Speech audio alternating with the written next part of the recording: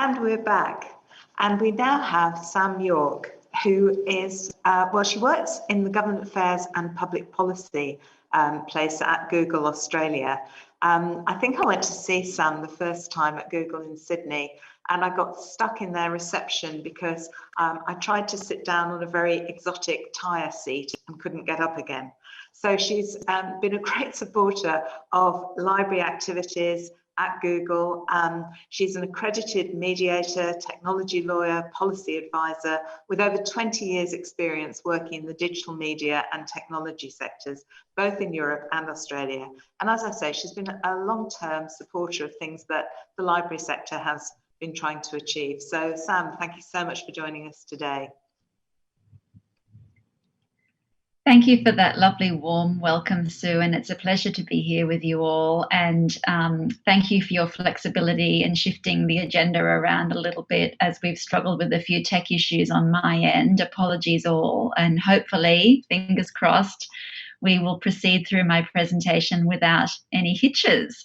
But it's a real pleasure to be here today. I was asked to speak a little bit about how Google is helping to equip young people to use digital platforms in a constructive way.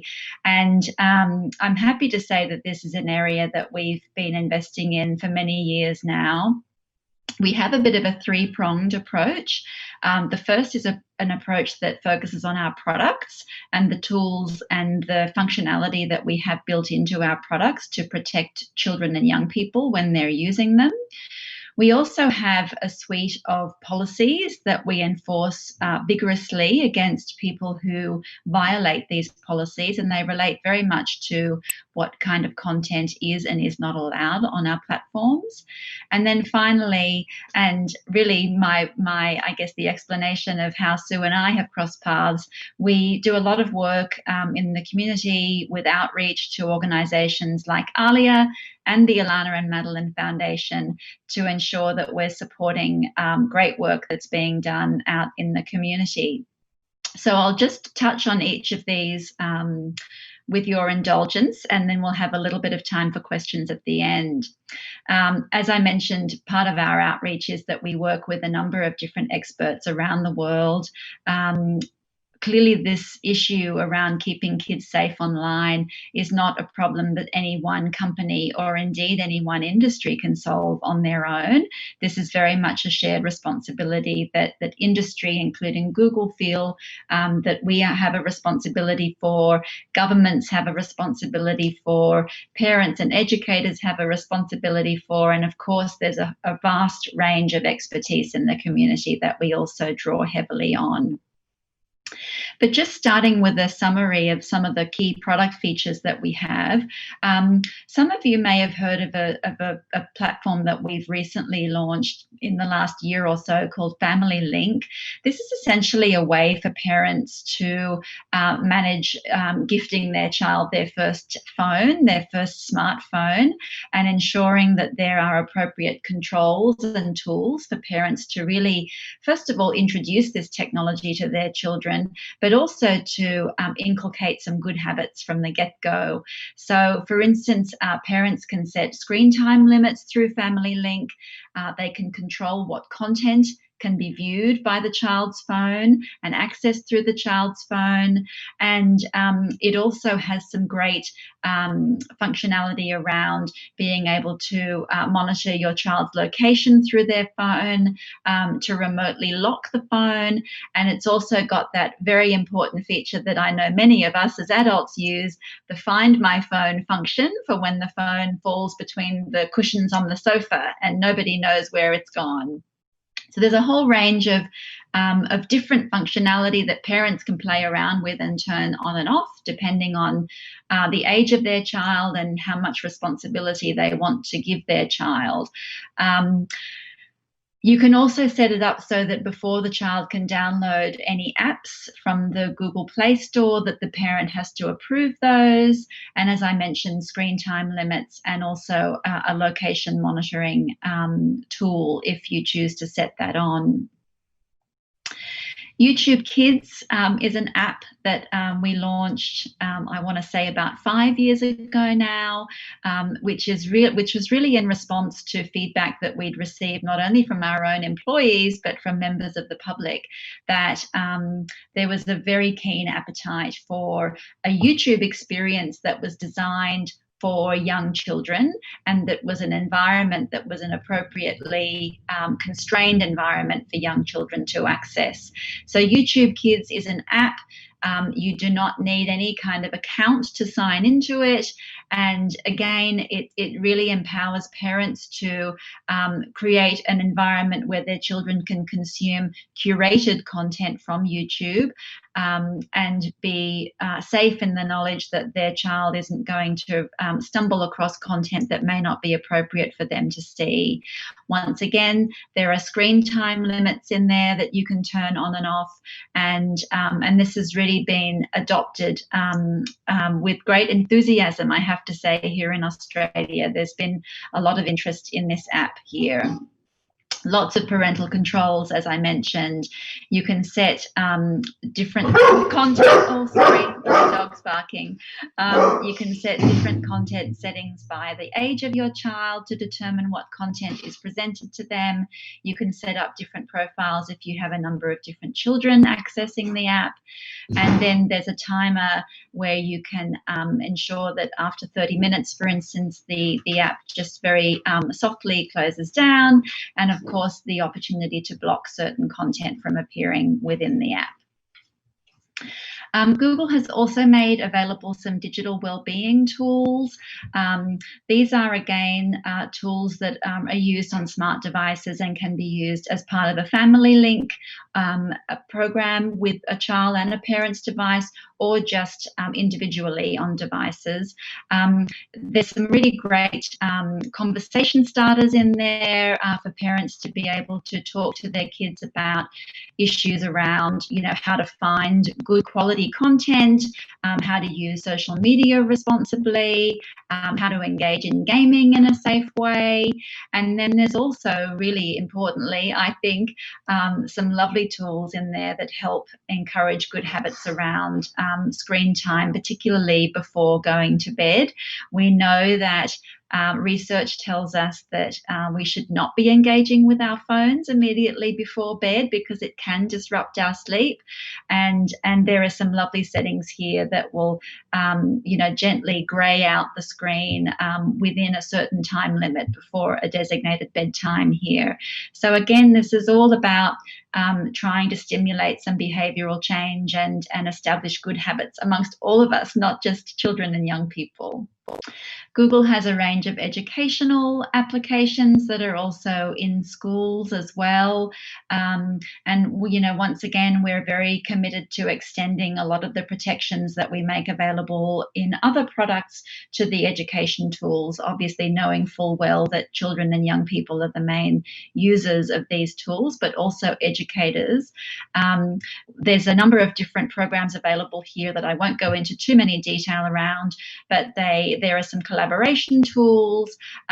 There are some kind of project management and task management tools in there, and obviously some email and chat platforms to enable communication across students and teachers too. I spoke a little bit about children's data as well in the context of YouTube Kids and the fact that you don't need an account to sign into a YouTube Kids app.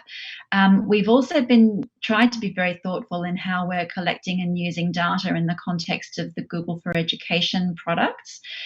We have a privacy policy that's available to read through, and it explains quite clearly what information we do collect, why we need to collect that information, and how people can update and control how that data is being used as well. We've tried to make this information engaging and accessible, so we've included lots of graphics and videos and lots of sort of glossary style explanations to help get your head around some of the terminology that's used as well. We also point people within the policy to all of the key privacy controls, and we also provide quite detailed service-specific privacy notices based on whichever a product is being used that specifically talks about how children's data is being handled in that product. On YouTube, we announced a new range of policies around data collection for children's content late last year. We now take the approach that anybody who is viewing content on YouTube, the main platform for YouTube, that could be appealing to children, that we will treat that data as if it was children's data. So we will not be serving personalized ads against that content. And some features that's associated with content that could be viewed by children will be disabled in the context of trying to create a safer environment for younger people consuming content on the main YouTube platform. I'll just touch quickly on the Google Assistant. This is our voice and text-powered machine learning that is embedded in the Pixel phones, but also in the Google Home devices that you can set up in your home, the home speakers. We have a specific program for when speakers are being used in a family environment, and all third-party applications that can be accessed through the Google Assistant that might appeal to children are required to participate in a special program and a compliance program that we make available, which is all around providing actions for families in a responsible way. We've also tried to ensure that any features on the assistant that are specifically focused on children go through a very comprehensive and thorough review to make sure that the content is appropriate, and we do conduct ongoing monitoring to ensure compliance with that. And then we also, of course, have very specific controls around the data that's being collected through the assistant, and also how long that data is being retained for. And lastly, Google Play, which is where people who have a Google device can download apps. We have a very specific program in there for families where apps that are appropriate for children can be searched for and found very easily by parents. We also have specific family policies that app developers must comply with if they're making apps available in the Play Store that appeal to children as well. I'm going to skip through that and move now to our specific policies and functionalities for children using our products. Safe Search is something that many of you may have heard about. It's a setting within Google search engine that allows you to filter any more adult-oriented search results from appearing in response to a search query. I think there once was a time where Safe Search was turned on as for part of most libraries and the access that Google Search is enabling within a library context. But this is also turned on by default for anybody using the Family Link program that I spoke about at the beginning. There's a similar setting that can be turned on within YouTube called restricted mode, where again, if somebody is searching for a video on YouTube and restricted mode is turned on, any content that is more adult in nature will be filtered out of those search results to ensure a safer experience for children and young people. We also have content policies, as I mentioned, particularly in relation to YouTube, where we set out quite clearly what is and is not allowed on the platform. So we do not allow pornographic content, for instance, on YouTube. We don't allow copyright infringing content on YouTube. And there's a range of other categories that you can see on the screen here. We enforce these policies, very robustly. And this slide, for instance, shows our very recently released reporting around how we're enforcing these guidelines. In the interests of transparency, every quarter we release a report that identifies how many videos were removed from YouTube in that previous quarter, and of that total number, how many were identified by our machine learning algorithms that are doing an increasingly important role in proactively identifying content that violates violates our policies. And you can see here in the latest report that 10.8 million out of a total of 11.4 million videos were identified by machines at the first instance. If you go back and have a look at previous quarter reports, you'll see that this percentage of videos that are being detected by machines is climbing higher every single quarter. So it's quite astonishing, really, to see the progress that's being made with these machine learning algorithms and the proactive detection work that they're doing.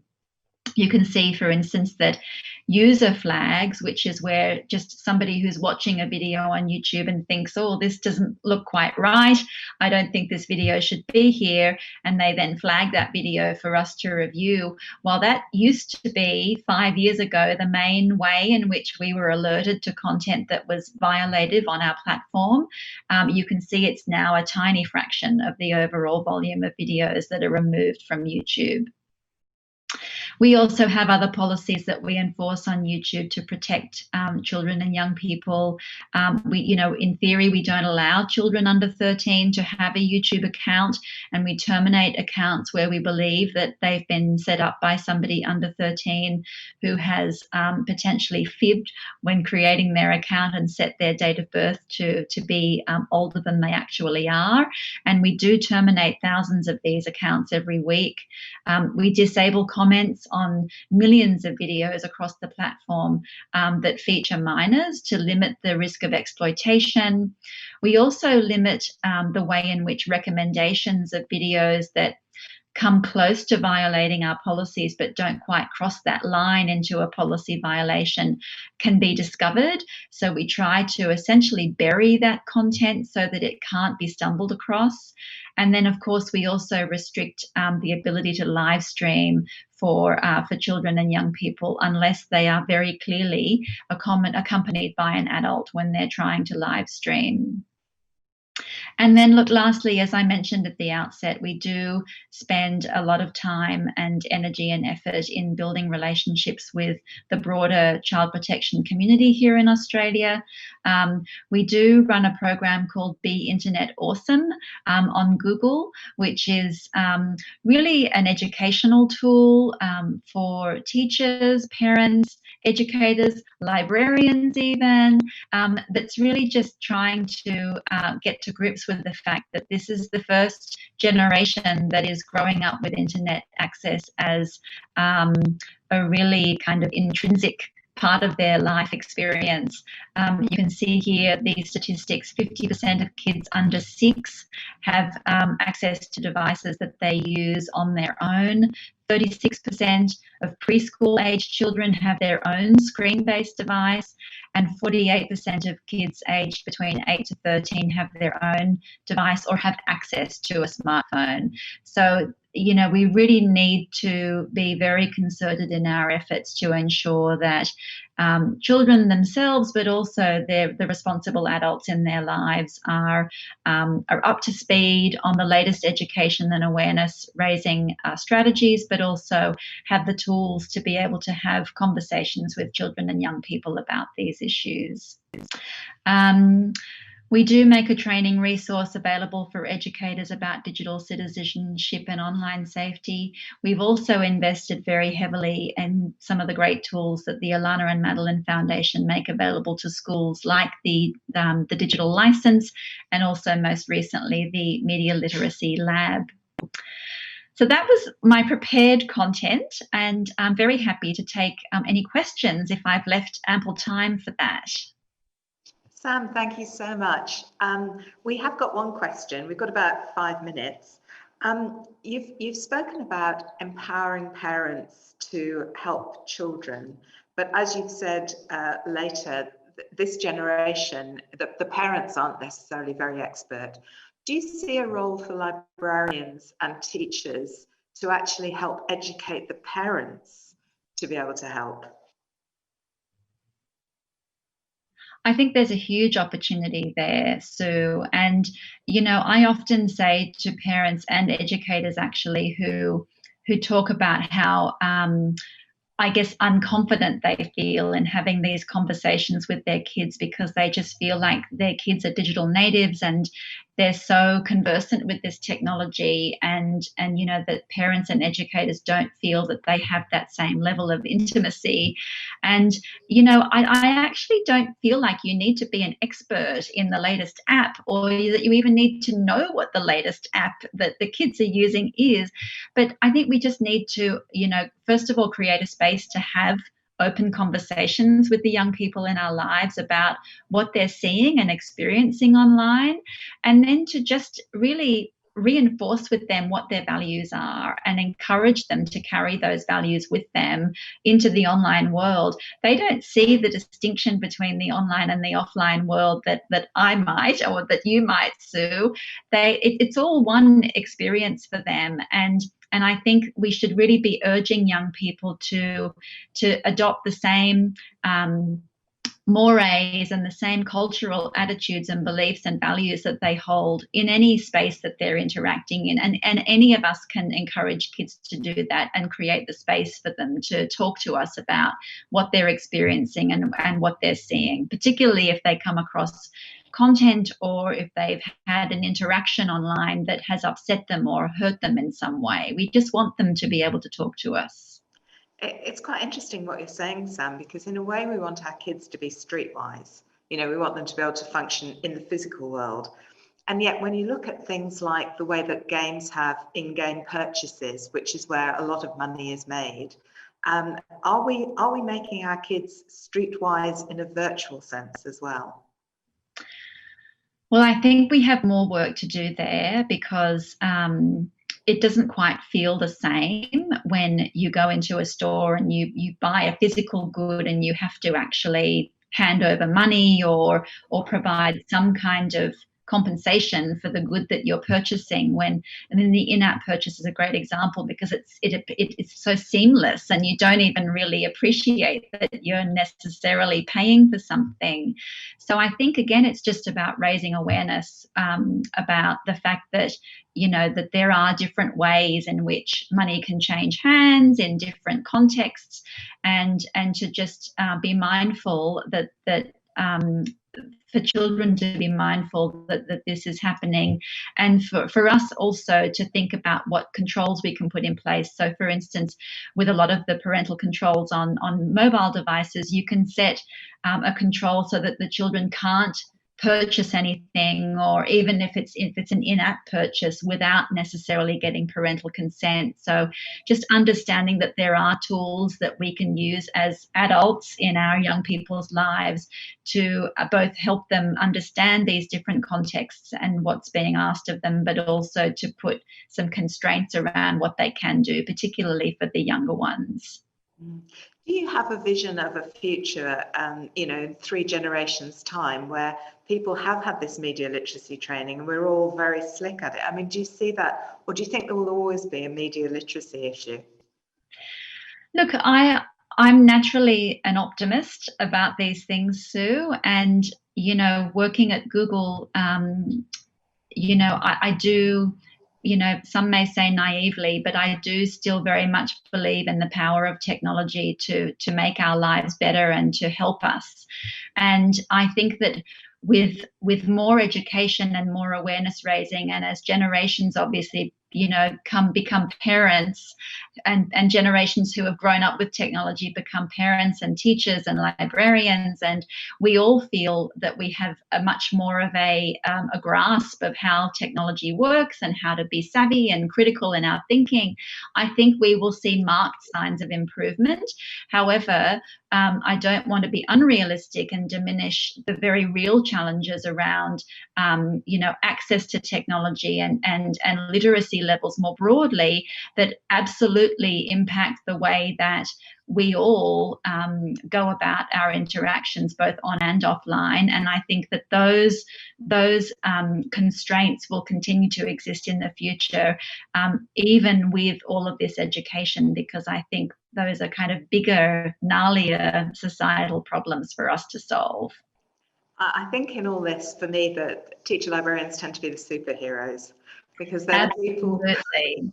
well, they're the people in schools who have just been landed with this as a kind of thing to solve, and they've really stepped up to the mark. And I think it was with the help of tech companies, with the help of Alon and Madeline Foundation and other providers, some of whom we've heard from today, you know, the Office of the E-Safety Commissioner and so on. I think we're all working together. It's not perfect, but as I say, I think the teacher librarians are a bit of a superhero in this. I wholeheartedly agree, and I take my hat off to all of you. Thank you so much, Sam. And Thank you. thank you for persevering through the tech issues. Not at all. Thank you.